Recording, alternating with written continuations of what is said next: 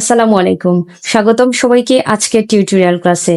আজকের বিষয় হচ্ছে বাংলা সাহিত্য। বাংলা সাহিত্য থেকে আজকে আমরা যে টপিক নিয়ে আলোচনা করব সেই টপিকের নাম হচ্ছে শ্রীকৃষ্ণ কীর্তন কাব্য। তো বন্ধুরা, শুরু করার পূর্বে ছোট্ট একটা রিকোয়েস্ট, আপনারা যদি আমার চ্যানেলে নতুন হয়ে থাকেন তাহলে চ্যানেলটি সাবস্ক্রাইব করুন এবং প্রতিদিনের নতুন নতুন ভিডিওর নোটিফিকেশন পেতে পাশে থাকা বেল আইকনটিতে প্রেস করুন। চলুন বন্ধুরা, শুরু করি। শ্রীকৃষ্ণ কীর্তন কাব্য হচ্ছে মধ্যযুগের প্রথম কাব্য।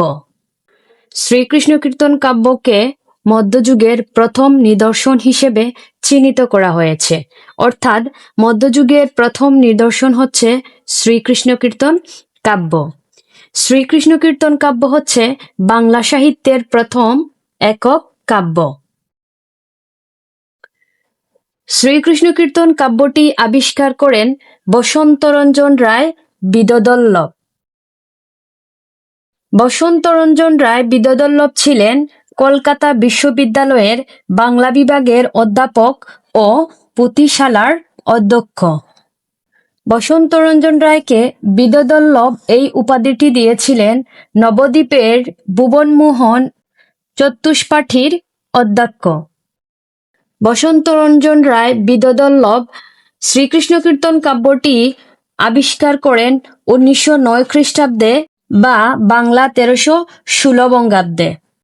বসন্তরঞ্জন রায় শ্রীকৃষ্ণ কীর্তন কাব্যটি কলকাতার বঙ্গীয় সাহিত্য পরিষদ থেকে 1916 সালে প্রকাশ করেন। বসন্তরঞ্জন রায় বিদ্যোদ্বল্লভ শ্রীকৃষ্ণ কীর্তন কাব্যটি পশ্চিমবঙ্গের বাঁকুড়া জেলার বিষ্ণুপুরের নিকটবর্তী কাকিল্লা গ্রামের দেবেন্দ্রনাথ মুখোপাধ্যায়ের গোয়ালগড়ের মাচা থেকে উদ্ধার বা আবিষ্কার করেছিলেন। বন্ধুরা, শ্রীকৃষ্ণ কীর্তন কাব্যটি বসন্তরঞ্জন রায় বিদ্যোদ্বল্লভ আবিষ্কার করলেও তিনি কিন্তু শ্রীকৃষ্ণ কীর্তন কাব্যের রচয়িতা নন। শ্রীকৃষ্ণ কীর্তন কাব্যের রচয়িতা হচ্ছেন অনন্ত বড়ু চণ্ডীদাস। এই অনন্ত বড়ু চণ্ডীদাসের অনন্ত নামটি হচ্ছে তার প্রকৃত নাম, আর বড়ু বা বড়ুয়া এই নামটি হচ্ছে তার পারিবারিক নাম, এবং চণ্ডীদাসের এই চণ্ডীদাস নামটি দিয়েছেন তার গুরু। শ্রীকৃষ্ণ কীর্তন কাব্যটি মূলত একটি যাত্রাপালা, তবে গঠন রীতিতে শ্রীকৃষ্ণ কীর্তন এটি একটি নাটগীতি। শ্রীকৃষ্ণ কীর্তন কাব্যে খণ্ড রয়েছে মোট 13টি।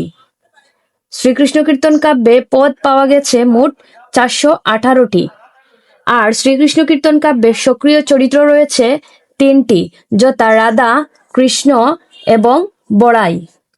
শ্রীকৃষ্ণ কীর্তন কাব্যটি পয়ার ত্রিপদী ছন্দে রচিত এবং শ্রীকৃষ্ণ কীর্তন কাব্যের রস হচ্ছে আদি রস বা শৃঙ্গার রস।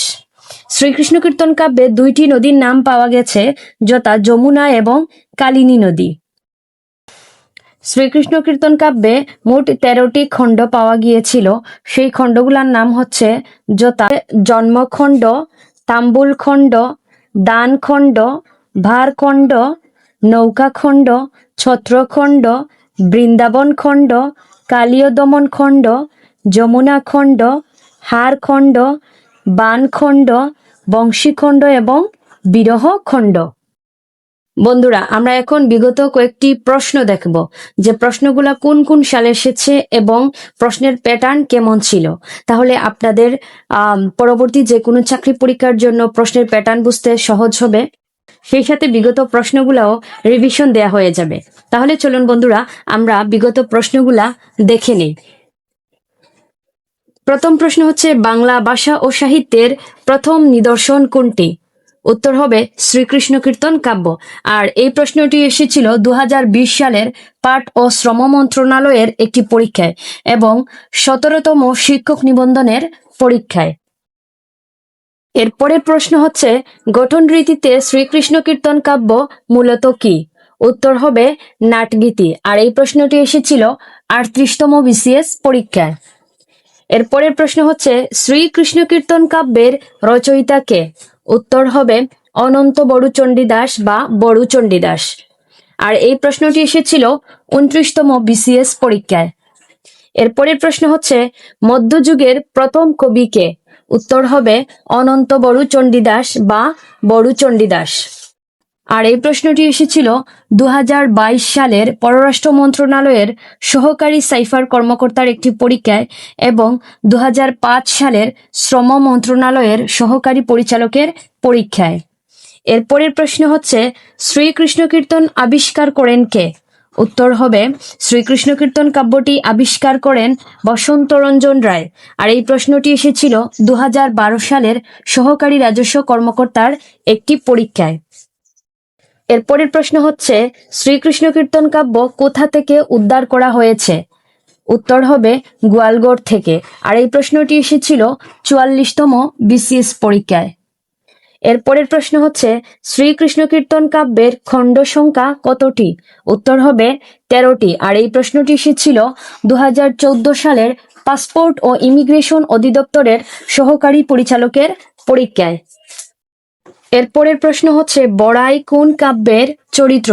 উত্তর হবে শ্রীকৃষ্ণ কীর্তন কাব্যের। আর এই প্রশ্নটি এসেছিল 2017 সালের রেলপথ মন্ত্রণালয়ের উপসহকারী পরিচালকের পরীক্ষায়।